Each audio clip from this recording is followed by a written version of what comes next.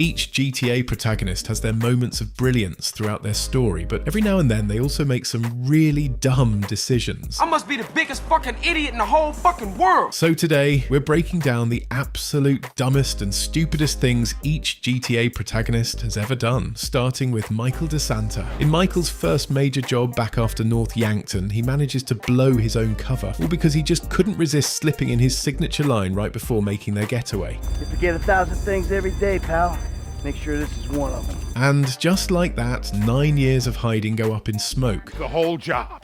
Everything about it. Anyone who knows your file.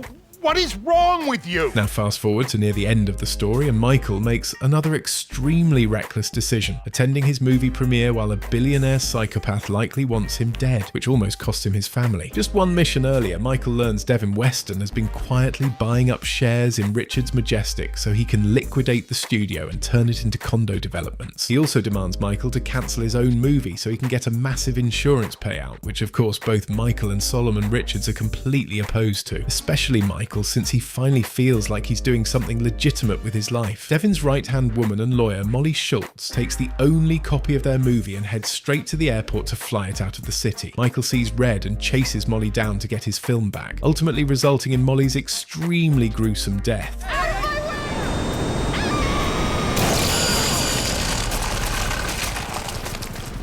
So now Devin's furious, his grand plan's ruined, and Michael just made it very personal. Like, did he seriously think Devin was just gonna let this slide and not hold him responsible? You're fucking A-right. That's why in the very next mission, Michael shows up to his movie premiere like Devin isn't the type to retaliate. An insanely poor judgment call, considering he knows exactly how vicious Devin can be. You see, I was here, unlike your wife. Seems to be stuck at home.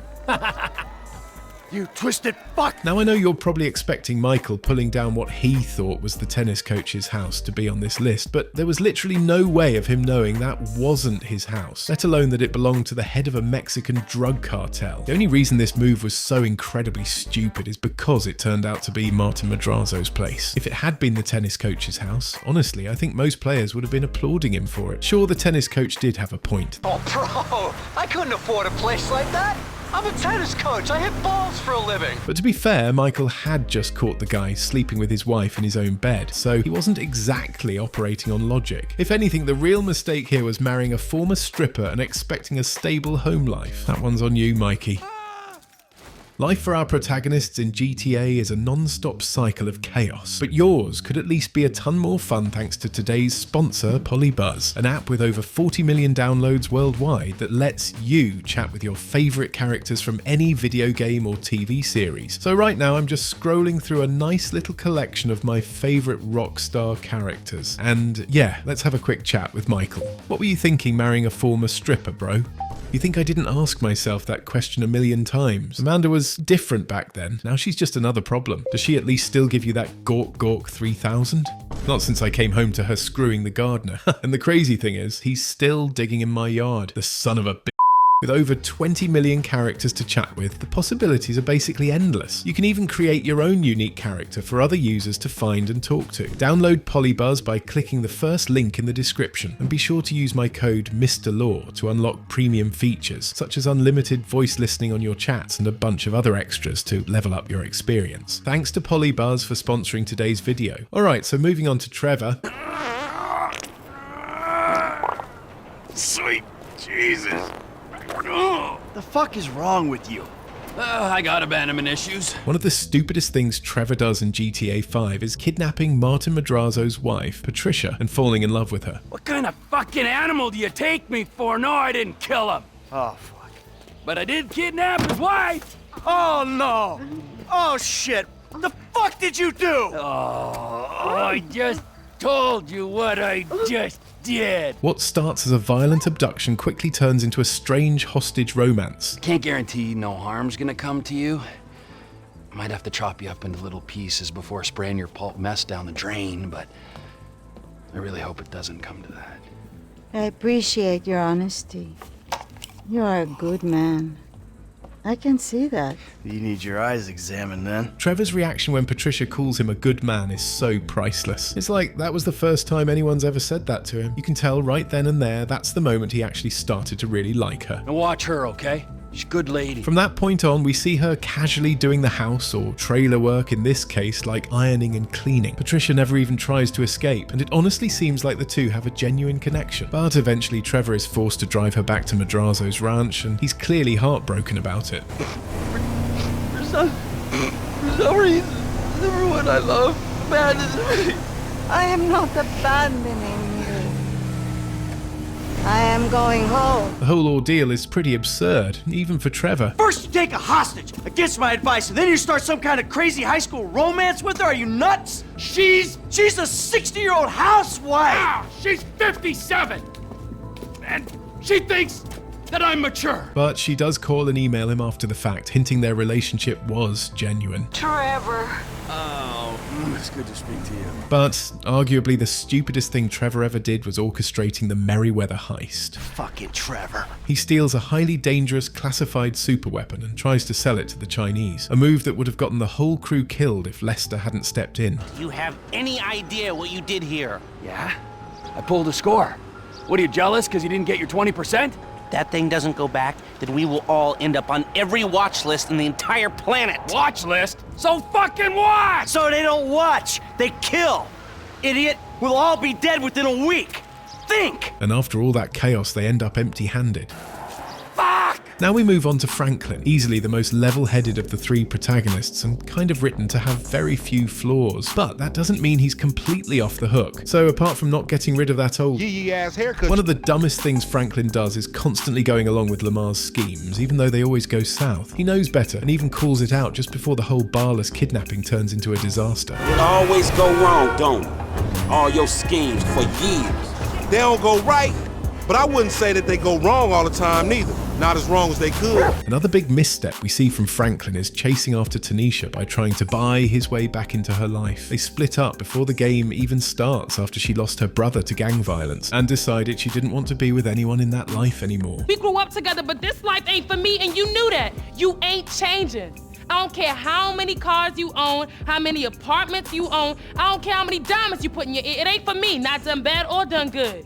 Babe, look, I'll change. No, you won't, and that's fair enough. However, after the contract DLC for GTA Online dropped in 2021, it became clear that the two are now actually married, thanks to a couple of Easter eggs that were added outside Franklin's house in the hills, which kind of makes Tanisha look like a giant hypocrite, considering how harshly she treated him before. I don't care if you got money now. Don't you get it? That ain't what I was looking for. Not then, not now, not ever. Now we move on to Niko Bellic, probably the most complex and morally conflicted character in the whole GTA franchise. He comes to Liberty City looking for a fresh start and hoping to escape his past, but instead of going clean, he falls right back into the same violent patterns he swore he left behind. I promised myself I wouldn't kill people here. One of the stupidest things Niko does in the story is underestimating Vlad's connections. Mikhail Faustin thought of me as a brother.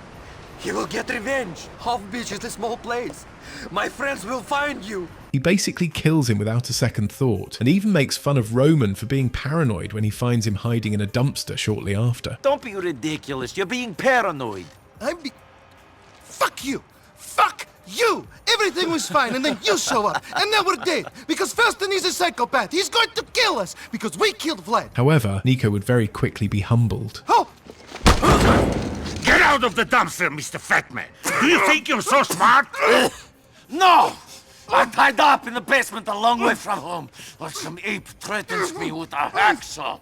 So no, I'm not that smart. The only reason he wasn't tortured and killed is because he got insanely lucky. Faustin didn't like Vlad either. Niko Bellic, you are very lucky Vlad was an idiot. The only reason I keep him around is because I fucked his sister. Fair enough. But without a doubt, the dumbest decision Niko can make is choosing to take Dimitri's deal at the end of the story. Niko Bellic, it's so good to be working with you again. I cannot say I have the same enthusiasm for this partnership. Have you given them the H? I want to get this money and go home. You know what? I thought, why should we hand over the H for this price? I thought it'd be easier if I just killed those guys and kept it. Easier for who? What the fuck are you doing? Of course he screws you over again, but this is a guy who's burned Niko at every opportunity. He sold him out to Bulgarin, forced him out of Hove Beach, and even orchestrated Roman's kidnapping. Your woman here owes Dmitry Raskolov a lot of money. Okay. We need you to do us a favor. What? We need you to kidnap someone for us. Well, I'm not in the kidnapping business, dude. And I'm not in the dude business, dude. You either do it or Junkie gets killed. Not to mention he betrayed his own best friend, Faustin. By now, Niko should have known this is a guy who can't be trusted under any circumstances. So if the player chooses to deal with Dmitri, the consequences are massive. Gift from Dmitri Raskolov. Oh my God! Not only does Niko lose his cousin Roman, shot dead right after his own wedding, but Kate also dumps him, disgusted that he betrayed his principles by working with Dmitri in the first place.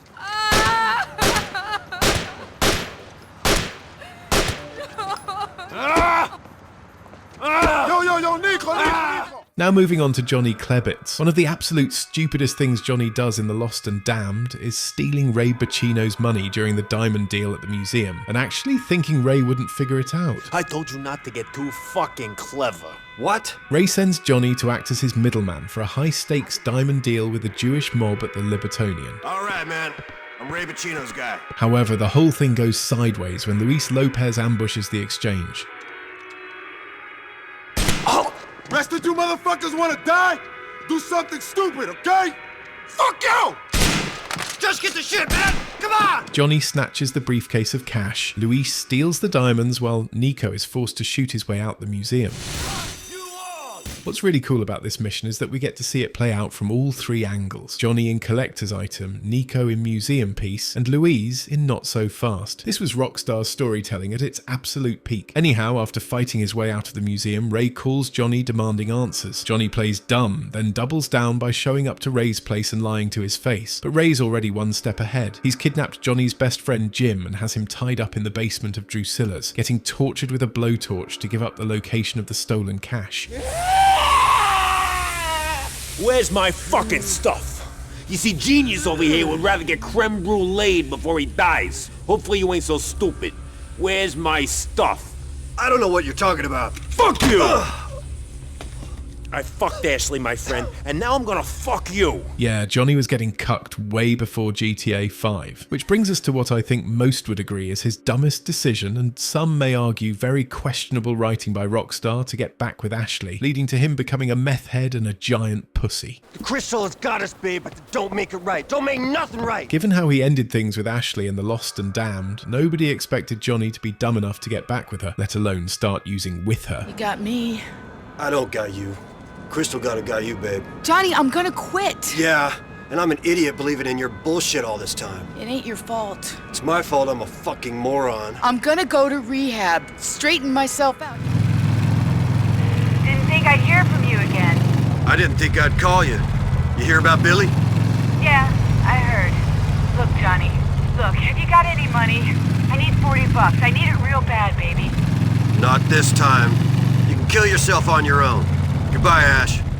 Now on to Luis Lopez, probably the most grounded protagonist out of the lot. At the age of 22, so a few years before The Ballad of Gay Tony, his life took a major turn when he accepted a job as Tony Prince's bodyguard. What started as nightclub and personal security quickly turned into a full-blown partnership. The two became extremely close, and Luis would cut all ties with his old gang, except for Armando and Henrique, his childhood friends who never grew out of the street life. Yo, what the fuck is wrong with you, man? What you mean, homie? You can't be sitting here, man, watching them. Any fool policeman on his second day on the job will know you're the guy with the shit, man. You'll wind up back inside, you moron.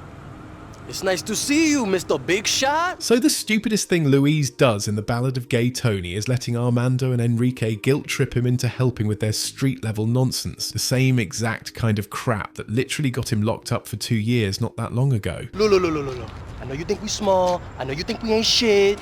But that's why I hit you up, man. Why? Because we got something real coming down.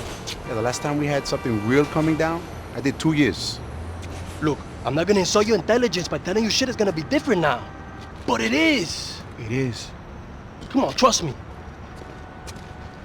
Let's go.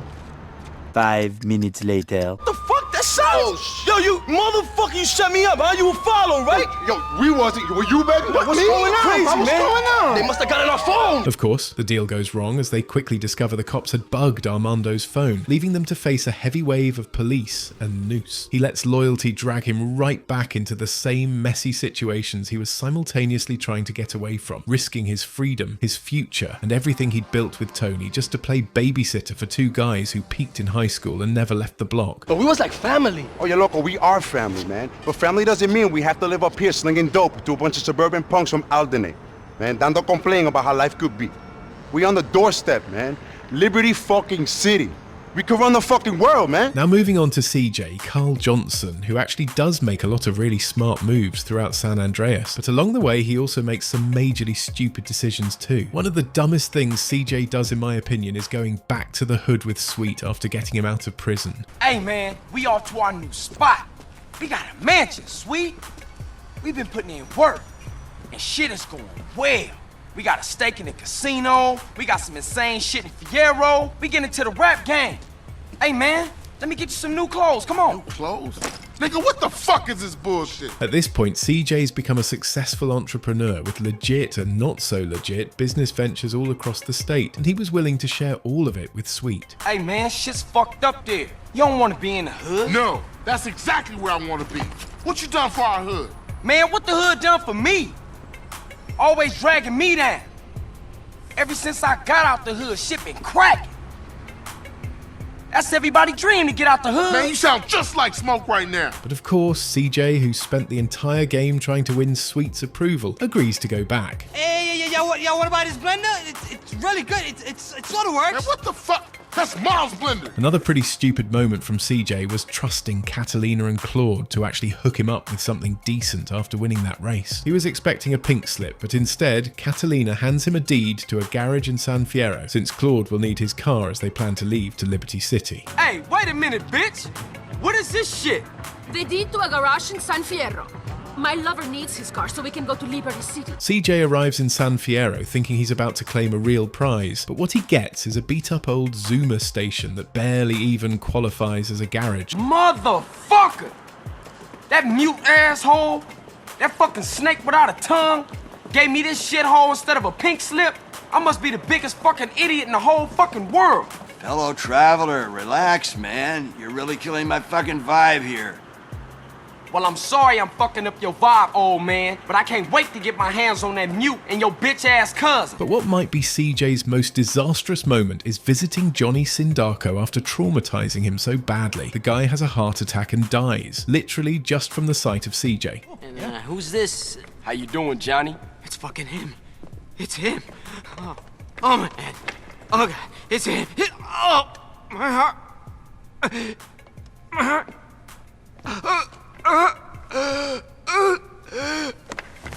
Damn, that nigga fucked up. So pretty much Johnny Sindaco gets caught and captured after vandalizing slot machines at the Four Dragons Casino. These kinds of attacks have been happening a lot lately, but Woozie still doesn't know which one of the three mob families is behind them. Instead of letting Woozie's guys handle it, CJ wants to take care of it himself as he comes up with a plan that he's sure will make Johnny talk. Get rid of him. Hey, wait, hold up, come here. Whoever's behind this, we need to let them know that they dealing with full-fledged psychos. Time to the front of the car, let him sweat it out a little, and I'll be out there in a little while. Hey, who the fuck? Who are you? Untie me, huh? You know what? I think we're gonna take a little drive. What are you, fucking stupid? I'm not joking here. Untie me, motherfucker. Nah, I think I'm gonna leave you right where you are. You got any idea in that pea-brain head of yours who the fuck I am?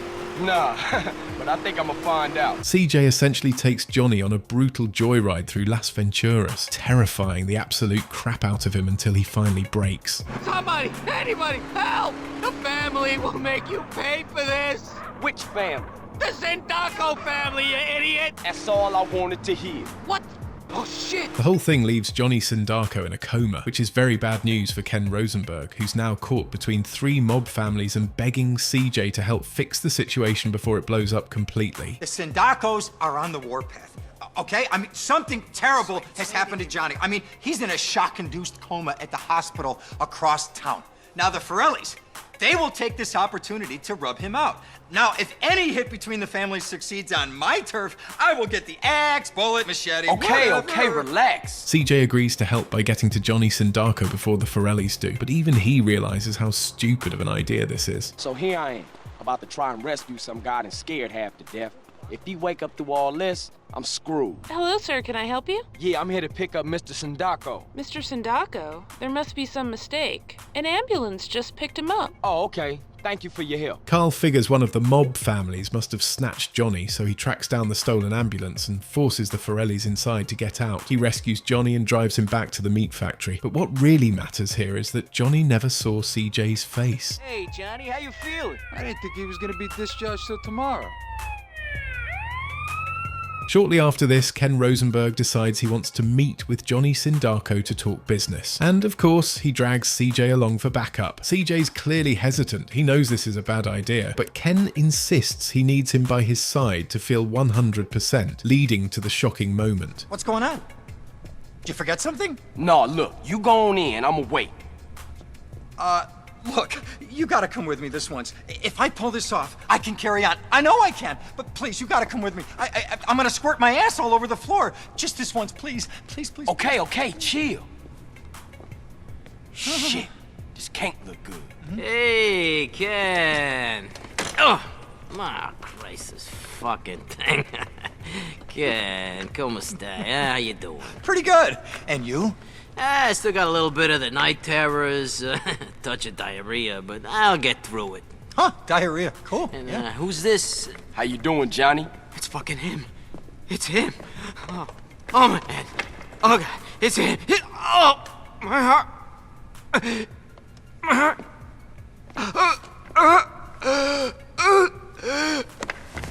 Damn, that nigga fucked up. The Sindacos quickly realise Johnny died from the shock of seeing CJ, so they launch a full-on attack. Carl and Ken fight their way out of the meat factory, leaving no witnesses behind, and head back to Caligula's palace. On the way, Ken's panicking, knowing how bad this is for him, but CJ promises he'll come up with something to get him out of it. So yeah, the whole thing could have been avoided if CJ had just trusted his gut and stayed outside. Now moving on to Tommy Vercetti, a pretty one-dimensional character, which is probably due to the fact he was the first fully voiced protagonist in the series. Because of that, we don't really see him make too many obvious mistakes or bad judgment calls, at least not on purpose. But if there's one decision that absolutely blows up in his face, it's trusting Lance Vance. From the jump, Lance is reckless, emotional, and always doing his own thing without thinking of the consequences. There goes my careful planning blown to shit. Thanks to you. You screwed up real good, Lance. And yet, Tommy keeps him around. Another sign that Tommy's trust in Lance was totally misplaced comes during the bar brawl mission. Lance claims he's going to handle a rival bar that's refusing to pay protection money, but the guy's just lounging at Tommy's mansion bar, sipping a drink like he's on vacation. They reckon they're protected by a local gang of thugs. But don't worry, Tommy. I can handle it. You call this handling it? You two, off your asses. Let's go. And then there's the couple of Lance's unhinged phone calls that come not long after this, where he's clearly spiraling. One minute he's whining about being left out, the next he's accusing Tommy of treating him like dirt, all while acting like he's the mastermind behind the whole operation. Tommy, we gotta talk about stuff. What's the problem, Lance? It's you, my friend. I feel you're not giving me a fair slice. And more than that, you've been embarrassing me in front of the boys. I can't have that. Lance, it ain't like that. You've been making mistakes. Tommy, it's me, Lance. Keep your mouth shut there, Tommy, because I ain't got no time to talk. I ain't interested in what you gotta say. Why should I be? You don't care about me, do you? You gotta look after me a bit better. Give me a fair slice, you know? At this point, it's pretty obvious Lance is a ticking time bomb, but somehow Tommy still doesn't see the betrayal coming. Alright, now moving on to Claude. And since the guy never says a single word, the only way we can gauge his dumb decisions is by looking at what he does, not what he says. So by far, I think the stupidest thing Claude ever did was betraying the Yakuza. Claude was under their protection. They literally saved his life through cooperation with Maria after Salvatore tried to blow him up. Asuka gives him work, trust and resources, and even lets him operate freely in Staunton under their banner. Then Donald Love shows up waving a fat paycheck, and Claude just tosses all loyalty out the window like it meant nothing. The Yakuza and the Colombians are far from friends. Let's capitalize on this business opportunity. I want you to kill the Yakuza Wakagashira, Kenji Kassen. Kenji is attending a meeting at the top of the multi-story car park in Newport. Get a cartel gang car and eliminate him. The Yakuza must blame the cartel for this declaration of war. Claude doesn't even hesitate and goes to assassinate Kenji, Asuka's own brother, who he'd also worked for. All because Donald Love wants to spark a gang war between the Yakuza and Colombian cartel, which he can profit from. Hence why Claude uses a cartel cruiser to carry out the hit. If you enjoyed the video, don't forget to drop a like, subscribe if you're new around here, and let me know in the comments if you want to see a follow-up video on the smartest things each protagonist ever did. Until next time, take care, and whatever you do, don't be like Claude.